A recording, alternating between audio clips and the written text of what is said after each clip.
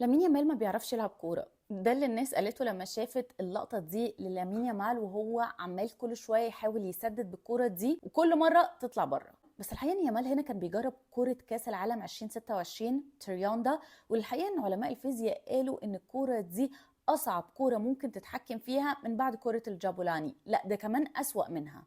الجزء العلمي بيقول ان الكورة العادية عادة بتكون مبنية على شكل اسمه ايكساهيدرون، وده شكل هندسي ل 20 وش او 20 وجه. اما الجابولاني وتريوندا فمبنيين على شكل تاني اسمه تتراهيدرون، وده ليه 4 اوجه بس. يعني ببساطة ان يامال كان مش عارف يسيطر على الكورة، ده شيء منطقي جدا. بس في نظريه بقى بتقول فاكرين ميسي في كاس العالم 2010 كان وحش جدا بكره الجابولاني، تخيل انه سدد 29 تسديده من غير ما يسجل ولا هدف، والرقم ده لحد النهارده محدش كسره اصلا. الوحيد اللي فهم الكوره دي وقتها كان دييجو فورلان.